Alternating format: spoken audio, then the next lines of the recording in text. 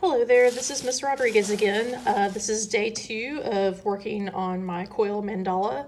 And yesterday, unfortunately the video cut off, but as you can see, I've got my plate with my Coil Mandala stored in a plastic bag, and I did spritz it with a little bit of water to keep it from drying out too much. So this is what I ended up with. Unfortunately, the part that cut off showed where I blended the coils together using a smooth rib, and basically all I did was kind of put my hand underneath to give it some support and scrape across the surface to smooth that out and to blend those coils together. Now that's very important because since we didn't use slip, that is what is holding the coils together on the back. However, when you flip it to the other side, you can still see the design. And that Sharpie that transferred will fire off when I fire it. Okay, so today I'm gonna pick back up and show you what you need to do next. So anytime you're adding coils to clay that has set for like a day, you'll want to score and slip that first coil back on. Fresh clay to fresh clay, you can simply blend as long as it's very plastic, but when it's set for a day, it loses its plasticity some, and then you'll need to score and slip. So let me set this aside for a second. And I'm going to make a coil. So again, I'm starting off with this kind of sausage piece of clay. Twist it a little bit to make it roll better. And I'm trying to put even pressure. And I was going with kind of thin coils, so that's what I'm going to do.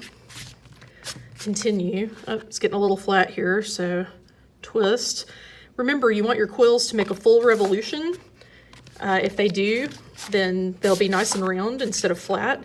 But if they ended up being a little flat, or let's say you're putting too much pressure and they flattened out, just simply pick it back up, twist, and continue going, and that should fix it. Okay, and if you get a spot that's too thin, instead of rolling outward, you can just sort of push and roll inward to remedy that. Okay, so I need kind of a thin coil for what I'm doing here, so I'm gonna stop there. I'm just gonna trim off a section to use. Okay. So now I'll put my mandala back up here, and I'm going to score the edges of this. So they're kind of thin edges, but I'm going to use this serrated rib, see, to score with. You can use any tool really that makes a good texture, but I like to use these. I'm just going to pick it up and I'll set it back down. As you can see, it's holding its shape, so it has dried a little bit. So I'm just picking it up, scoring these edges, and then I'll lay it back down. Again, I've kind of constructed a sketch on here so that I have a road map. So I kind of have planned out what I'm doing instead of just randomly throwing something together. And I can just place this back down on it and continue.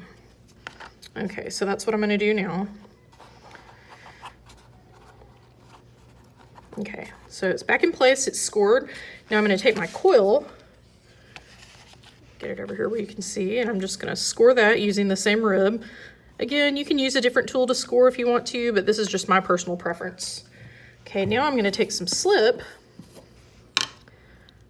and don't get the watery stuff, get the good thick stuff. And I'll just put the slip right onto here on those scored edges. And I guess you could put this on either this or the coil, but to me it's just easier to pick this up and it doesn't flop around like the coil will. And again, I'm putting it on kind of thick. If there's any extra that squishes out when I attach the coil, I can just blend it in. No big deal. Almost finished. All right. So again, I'm going to put it back down in its place, roughly. Okay. And then I'm going to take the coil wherever I'm going to attach it, and I'm just going to kind of go around what I've got here to begin with.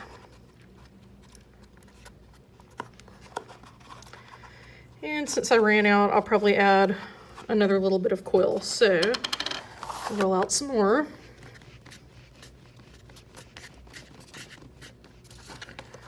And oops, almost forgot, score it. Make sure you're scoring both pieces that you attach. Overlap a little bit here. And where these two pieces come together, I'm just going to kind of cut it at an angle with a tool so they match up on the edges there. Okay. So now the first thing I'm going to do, I'm just going to go ahead and blend this together.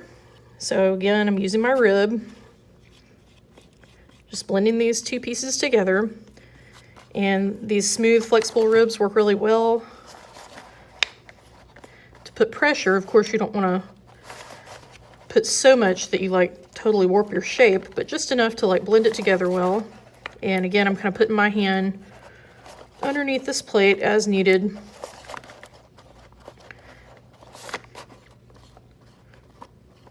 Okay, and then I'm just going to go and kind of clean up these edges a little bit. And if my design changes just a hair, that's fine. I'm just going to continue on with it, or if I want to, I can trim back some, either way. And now I can continue with my design. Get it in place. Okay, so let's see, we've got a couple little places to fill in. And for now, I'm just going to lay these in place, and when I've got a little more on here, I'll go back and blend them all in.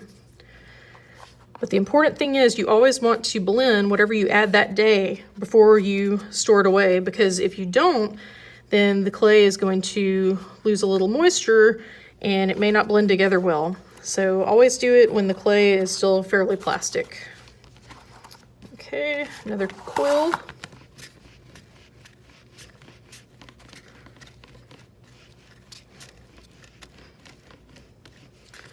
Chop it off. And I'm going to do these little spirals here.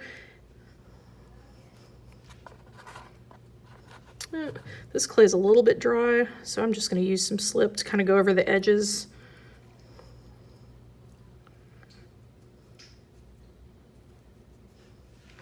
And again, this sketch, I don't have to do precisely what's on here. I'm just kind of using it for a roadmap. I think I'm going to flip this around. There we go.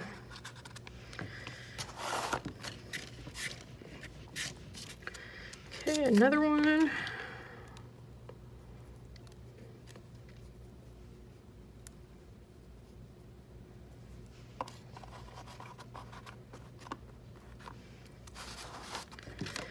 Let's see, I have a little clay ball in here.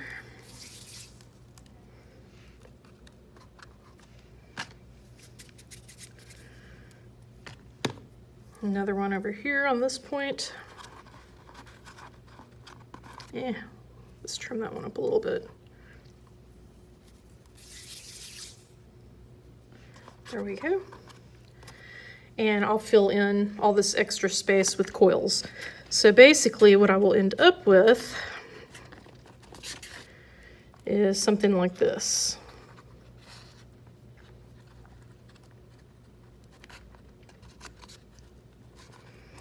And of course I'll have to continue adding on from there. So if I was going to stop here and put this up for the day, of course, I would go ahead and blend with my smooth rib. And since this clay did dry out just a hair, I may add a little slip to the top of that, just to kind of help hydrate it some, make it easier to blend together. Scrape it. Don't forget these little pieces that were added on here. And you can also push them together with your fingers if that's easier. To me, the rib is just easier to use. Oops.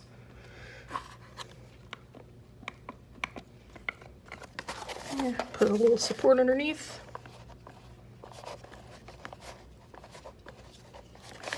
And you may need to scrape back and forth in both directions, especially if you see that you're getting kind of a lump in one area. Just to kind of even it out, because we want this to be nice and smooth and fairly flat and even.